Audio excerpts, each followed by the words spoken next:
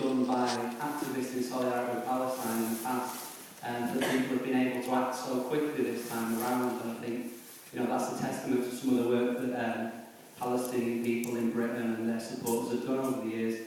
And I agree with what one of the comrades at the back said about things feel different. But I think what feels different is that, as opposed today to 10 years ago, there's no anti-war movement. And personally, I think that we as the left have a lot of serious questions to answer about where that anti-war movement has actually gone. In this country, you know, we have thousands of people marching against the war. And I think right now we have to recognise that Britain is actually intervening in Syria. You know, we may talk about intervention in the future. Britain is actually intervening now. It's sending funds to the so-called Syrian rebels through Saudi Arabia and through the Emirates. You know, British troops are actually now in Jordan, training Jordanian forces and preparing for an attack. And I think, you know, it's great that we need to, you know, build up solidarity work with Palestine, particularly the boycott movement, you know, boycott movement in every city. But we also need to fight against the intervention that Britain is planning for.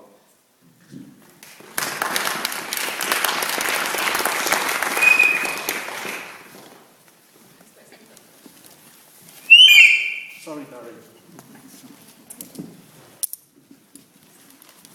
I actually come from a Jewish background.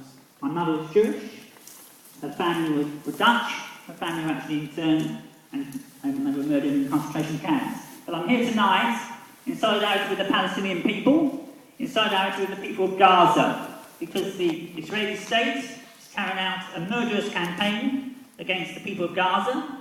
We've heard tonight that over 100 men, women and children have been killed by this sophisticated military machine that is actually taking out all these civilians in Gaza.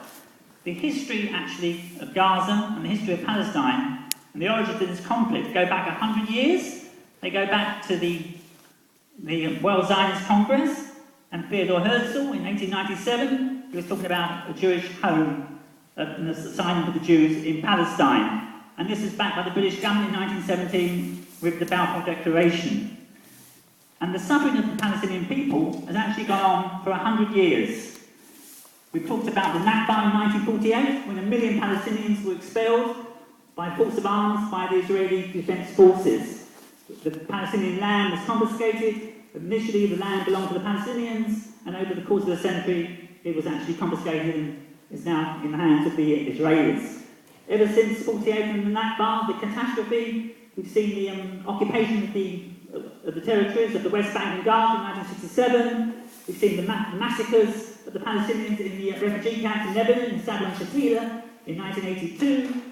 And then we've seen the Operation Cast Lead for 3 years ago. So we've had a history of suffering of the Palestinian people, and clearly everyone here and people throughout the world now, throughout the Middle East and throughout Europe, many, many thousands, if not hundreds of thousands, are saying there must be an end to the Zionist attacks on the Palestinian people. We must call for an end to the occupation of the West Bank and of Gaza. We must call for the freedom for the Palestinians, social justice for the Palestinians, and an end to the war crimes that have been committed by the Israeli state.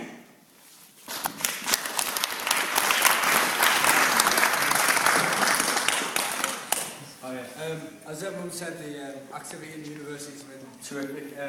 But one of the main problems of actually fighting is the lack of true democracy in our unions.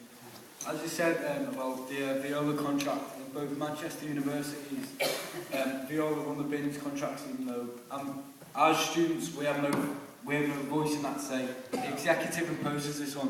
And so what we've got to do is we've got to reclaim our education, fight all cuts to our education, so we don't let this. And fight for our education, fight for true democracy, we can show true solidarity with the Palestinians. Cheers.